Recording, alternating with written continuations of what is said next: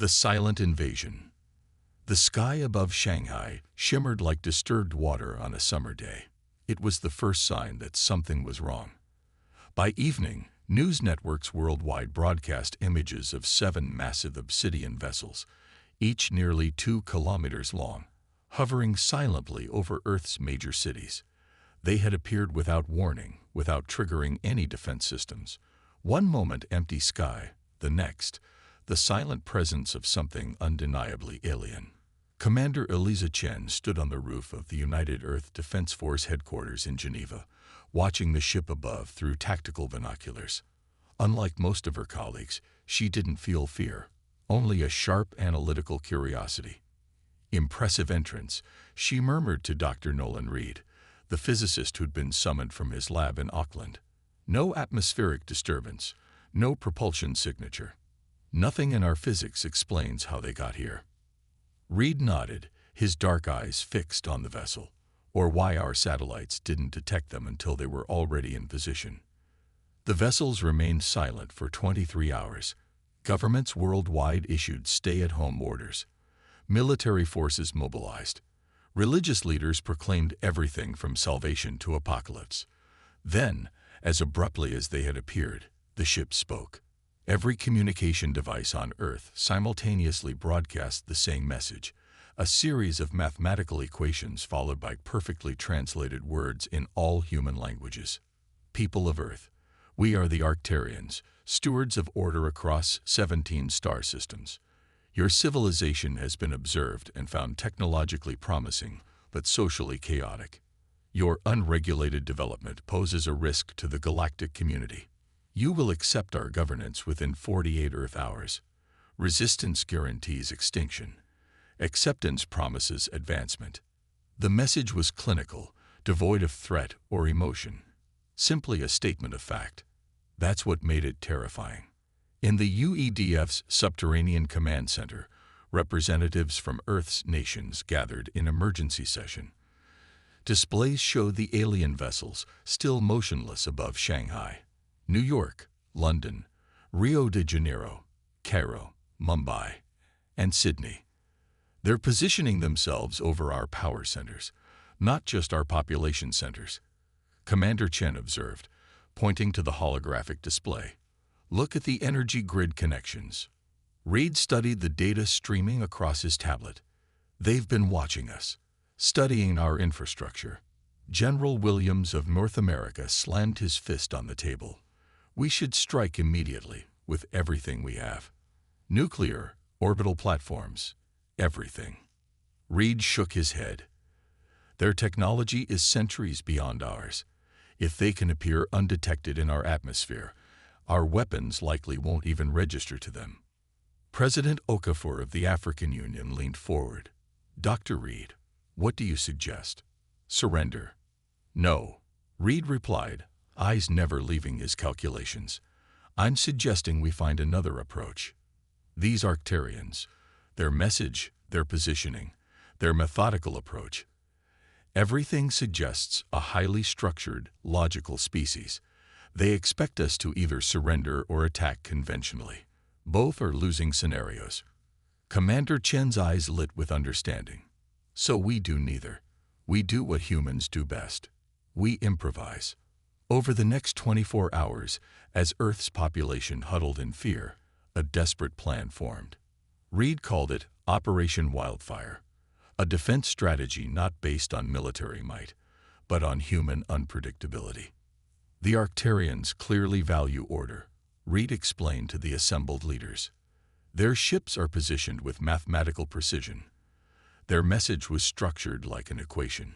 Even their name, Arcturians, suggests connection to Arcturus, one of the most stable stars in our sky. So we introduce chaos, Chen finished, already understanding. That night, as the alien deadline approached, Earth made its move. Instead of a military response, thousands of amateur radio operators worldwide began broadcasting on random frequencies, everything from music to poetry to nonsensical number sequences. Civilian drone operators launched millions of small, harmless drones in seemingly random patterns around the alien ships. Street artists projected massive, surreal images onto buildings. The aliens' response was immediate. Scanning beams swept cities.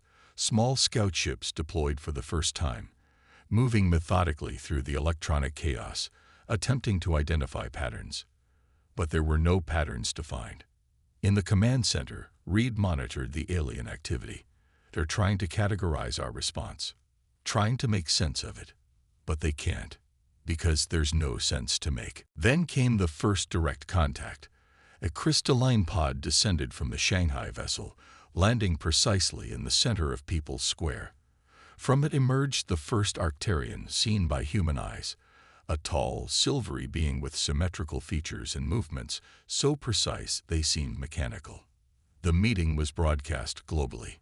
The Arcturian spoke with that same emotionless precision, addressing the Chinese delegation. "Your response is illogical. Explain your reasoning parameters." The delegate, briefed on Operation Wildfire, smiled. "We humans rarely use reasoning parameters. Would you like to hear a joke instead?" The alien's multifaceted eyes flickered with what might have been confusion. "Humor is inefficient communication. We require your surrender coordinates." "We don't have surrender coordinates," the delegate responded. "But we do have a gift." She presented a simple wooden puzzle box, the kind children play with, where pieces must be arranged in a specific way to open it. The Arcturian studied the box, then precisely manipulated it using the obvious solution pattern. The box remained closed. The delegate smiled again. "Sometimes the solution isn't logical. Sometimes you have to shake it." As hours passed, similar scenes played out worldwide. The Arcturians encountered poetry readings where war talks were expected, flash mobs instead of military formations, children's drawings left at landing sites, each interaction designed to showcase human unpredictability. But the aliens were learning. By the 36th hour, the ships began systematic disruption of power grids. Precision strikes disabled military installations worldwide. Their message changed. "Your resistance pattern is identified as deliberate disorder. This approach has been encountered in primitive species. It will not succeed." In the command center, alarm spread. "They're adapting," General Williams said, watching as defense systems went dark across North America. "Your chaos strategy failed." Reed's eyes narrowed as he studied new data. "No, look at their attack pattern. It's still perfectly systematic. Top-down, hierarchical, targeting what they perceive as our command structure. They still don't understand." Commander Chen leaned over his shoulder. "What don't they understand?" "That we don't have a single command structure," Reed said. "Human civilization isn't a hierarchy. It's a network. Millions of individual decision-makers acting independently." Chen nodded slowly. "So we amplify that." She turned to the communications officer. "Broadcast globally. Tell everyone to act on their own initiative. No coordination, no central planning. Everyone becomes a decision center." As the 48-hour deadline expired, the Arcturians began their full invasion. But instead of finding a civilization in disarray, ready for conquest, they encountered something unprecedented in their experience. Genuine, unplanned chaos.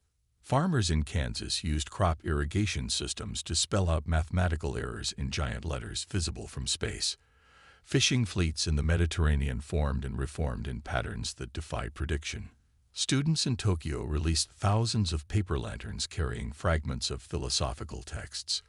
None of it coordinated, all of it confusing to the methodical Arcturian mind. The Arcturian vessels began to move erratically for the first time, adjusting positions as if unsure where to focus their attention. Their communications became fragmented, mathematical sequences interrupted by query symbols. In the Geneva Command Center, exhausted but hopeful, Commander Chen watched the display showing the aliens' increasingly disorganized response. "I think it's working," she whispered. "They can't process what we're doing because there's nothing to process. Just billions of humans being human." Reed nodded, allowing himself a small smile. They came expecting to find either surrender or organized resistance. Instead, they found humanity. As dawn broke over a world still free, the real battle was just beginning. The unexpected resistance. The Arcturian mothership above Shanghai was the first to change position. It rose higher in the atmosphere, its obsidian surface rippling like disturbed water. The other 6 vessels followed, abandoning their precisely calculated positions over Earth's major cities to form a new configuration, a perfect heptagon in high orbit. In the UEDF Command Center, Commander Eliza Chen watched the movement with narrowed eyes. They're regrouping, adapting their strategy. Dr. Reed analyzed the incoming data, fingers dancing across holographic displays. The ships are linking their computational systems. They're pooling resources to understand our behavior. General Williams scoffed. Let them try. 7 computers or 1. They still can't predict chaos. The Arcturians' new strategy became clear within hours. Rather than targeting infrastructure or military assets, they began systematic information gathering. Thousands of small, crystalline probes descended to every corner of Earth, scanning everything from city traffic patterns to playground games, from stock market fluctuations to bird migrations. They're trying to find the underlying pattern in human behavior, Reed explained to the Emergency Council. They believe there must be a formula, an equation that explains us. President Okafor frowned. And is there? Reed smiled for the first time in days. Humanity has been trying to understand itself for thousands of years. If we haven't found that formula, I doubt the Arcturians will in a few days. But the aliens were persistent. Their probes continued gathering data, and soon their attacks resumed. But with a difference. Rather than systematic strikes, they began targeting seemingly random locations: a small fishing village in Portugal, a university in Kenya, a shopping mall in Canada. Each strike precise, but the pattern incomprehensible. They're mimicking our chaos, Chen realized with a chill. Learning from us. Reed studied the attack pattern, then shook his head. No, look closer. There's still a pattern. They're targeting places with the highest concentration of creative activity. Art schools, music festivals, innovation centers. They're trying to eliminate what they can't understand. The realization sparked a new phase of resistance. Across the planet, humans began deliberately misleading the alien observers. Classical musicians played their instruments while secretly transmitting military coordinates through the rhythm of their music. Children's playground games concealed sophisticated encryption algorithms. Street graffiti contained hidden manufacturing instructions for improvised electromagnetic pulse devices. In Mumbai, a seemingly chaotic traffic jam was actually a precisely coordinated delivery system, moving components for anti-probe weapons throughout the city beneath the alien scanning. In Rio de Janeiro, the annual carnival, which proceeded despite the invasion, disguised a massive evacuation operation. The Arcturians responded by landing their first ground forces, sleek, silvery humanoids that moved with mathematical precision. They established bases in strategic locations, creating perfect geometric patterns that human military analysts found both beautiful and terrifying in their precision. Commander Chen led a reconnaissance team to observe an Arcturian base near the ruins of Seattle. Through high-powered optics, they watched the aliens construct their outpost. Every movement is optimized, Chen whispered. No wasted energy, no improvisation. Beside her, Marine Captain Rodriguez nodded. Makes them predictable, though. Look, they build in spirals, always clockwise, always starting from the center. Chen smiled slowly. Which means we know exactly where they'll be at any moment of their construction process. That night, resistance fighters worldwide began exploiting the Arcturians' predictability.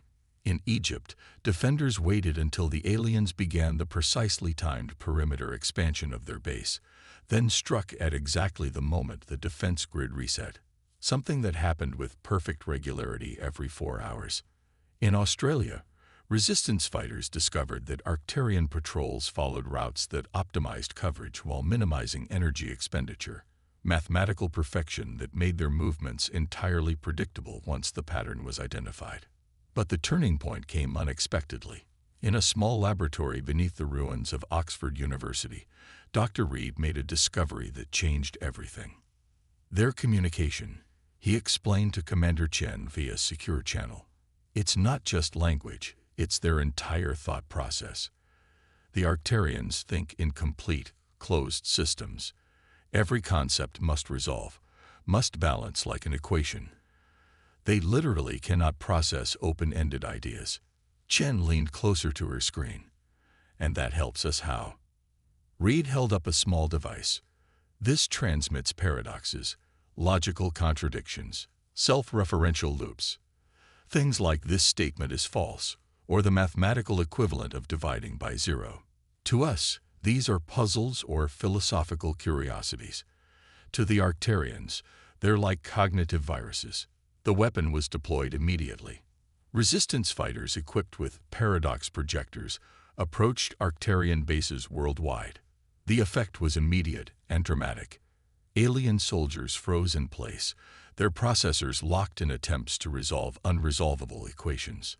Command structures fell into disarray as the paradoxes spread through their networked consciousness.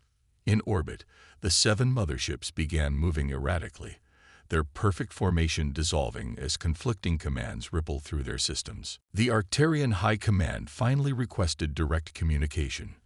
Their representative, a taller, more elaborate version of their soldiers, materialized as a hologram in the UEDF command center.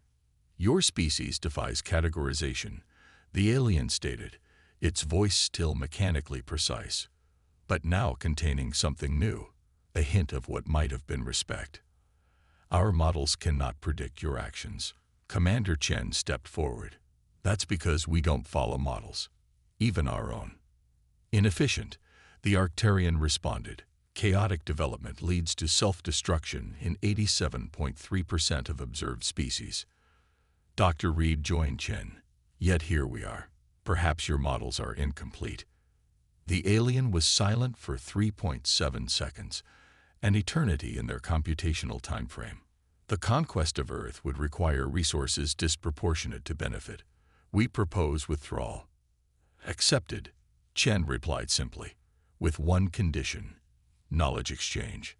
We learn from you, you learn from us." Another pause, longer this time. "Purpose?" "Growth," Reed answered.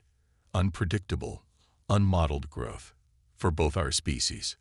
Within hours, the Arcturian ships began departing Earth orbit, not in defeat, but in what humans would later understand was profound confusion. They left behind a single communication outpost in the Sahara Desert, a perfect sphere that would become humanity's window into a wider galactic community. 3 months later, Commander Chen stood with Dr. Reed on a hillside overlooking the new Arcturian Human Research Institute being constructed near the former UEDF headquarters. "They're still trying to understand us," Chen said, watching as human and alien engineers worked side by side, the humans' improvised solutions complementing the aliens' precision. Reed nodded. "And we're learning their technology faster than they predicted. They calculated it would take us 50 years to understand their propulsion systems. We did it in 2 months. Because we didn't follow the logical learning progression they expected," Chen said with a smile.